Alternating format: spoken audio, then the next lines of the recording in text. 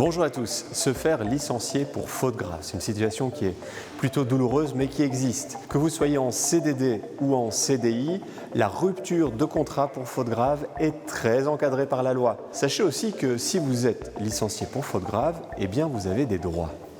Je m'appelle Aline Tillemans, j'ai 36 ans, je suis avocate en droit du travail et droit de la sécurité sociale. J'ai choisi le métier d'avocate parce que je voulais défendre des causes que j'estimais justes et pour cela, c'est un métier qui me permet d'allier des compétences d'analyse pour comprendre les situations complexes qui se présentent à nous et des compétences créatives pour trouver des solutions innovantes.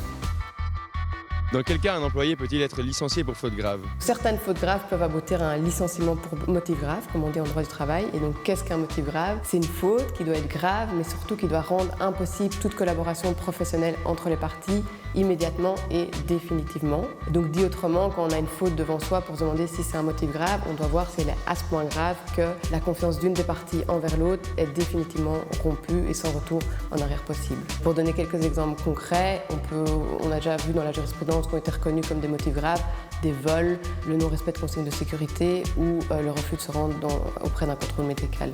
Comment l'employeur doit-il procéder?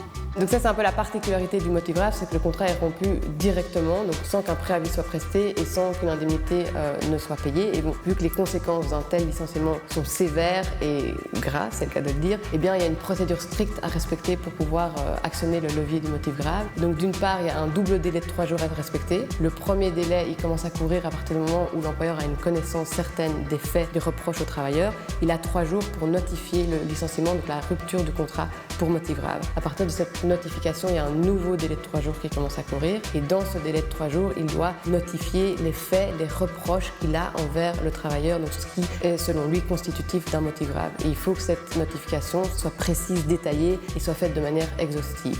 L'employeur procède-t-il de la même façon pour un CDD que pour un CDI? Oui, il n'y a pas de différence par rapport au contrat de travail. La rupture pour motif grave peut s'appliquer à un contrat à durée déterminée, un contrat à durée indéterminée, un contrat de remplacement. Et il n'y a aussi pas d'incidence du statut du travailleur. Donc un ouvrier, un employé, un étudiant, un travailleur à domicile, tous ces travailleurs peuvent voir leur contrat se rompre pour motif grave.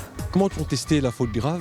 Eh bien, donc, si un travailleur estime que c'est à tort qu'il a été licencié pour motif grave, il doit introduire une procédure devant les tribunaux. Quand le dossier se trouve devant le juge va procéder par différentes étapes. D'abord, il va voir si les délais et les formalités ont bien été respectés, et c'est l'employeur qui a la charge de prouver qu'il a bien respecté les délais. Si c'est le cas, il va regarder si le motif, le manquement qui est reproché est également prouvé. Si, encore une fois, on se trouve dans une réponse positive, il va s'intéresser maintenant au contenu, à la faute reprochée, et voir si elle est assez grave pour être constitutive d'un motif grave. Pour ce faire, les faits qui sont invoqués devant les tribunaux doivent être ceux qui ont été notifiés lors du courrier qui a été envoyé au travailleur. On ne peut pas apporter devant les tribunaux des nouveaux reproches, des nouveaux faits. Et le juge va vraiment faire une appréciation concrète dans le contexte, et donc il n'y a pas d'automatisme. On ne peut jamais dire qu'une faute est automatiquement reconnue comme motif grave. Et donc si le tribunal arrive à la conclusion qu'il n'y a pas de motif grave et que c'est à tort que l'employeur avait licencié, eh bien le travailleur devra l'employeur sera condamné à payer une indemnité compensatoire du préavis qui aurait normalement dû être presté.